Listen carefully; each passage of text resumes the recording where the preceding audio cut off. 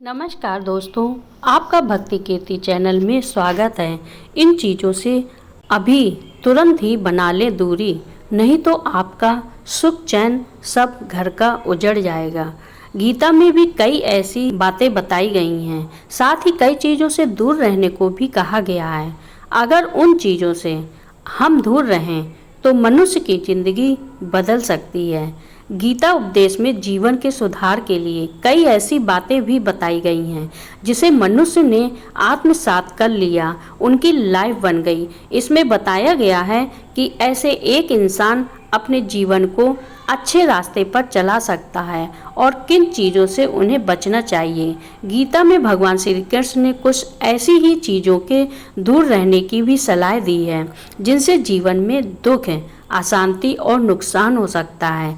आइए अब हम जानते हैं वह कौन सी बातें हैं कि कौन सी चीज़ों से सुख चैन सब उजड़ जाता है। अपनी मेहनत की कमाई का भोजन खाएं।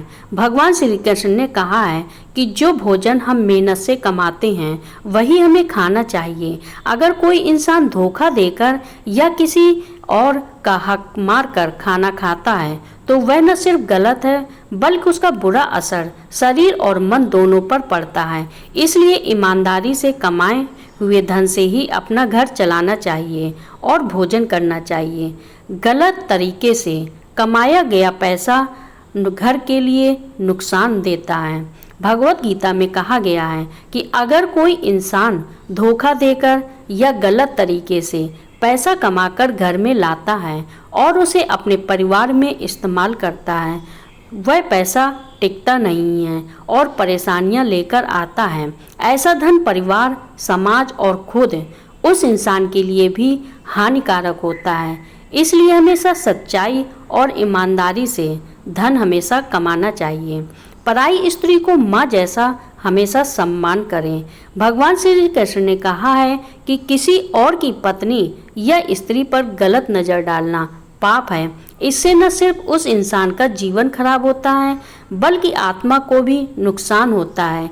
इसलिए हर पराई स्त्री को माँ जैसा हमेशा सम्मान देना चाहिए। इन बातों को हमेशा ध्यान में रखेंगे और इन चीज़ों से दूरी बना के रखेंगे तो आपके घर में सुख चैन सब बना रहेगा। अगर आपने इन बातों को ध्यान नहीं दिया तो आपके घर का सुख चैन सब बिगड़ जाएगा, पूरा परिवार बिखर जाएगा। इस तरह की चीज़ों से अपने परिवार में कमाया हुआ धन, गलत तरीके से कमाए हुए धन से कभी अपने परिवार का खर्चा नहीं करना चाहिए। दोस्तों, यह जानकारी आपको अच्छी लगी हो तो चैनल को लाइक कर दें, सब्सक्राइब कर दें और ज़्यादा से ज़्यादा इन बातों को शेयर करें, लोगों के साथ शेयर करें, अपने रिश्तेदारों के साथ, अपने पड़ोसियों के साथ।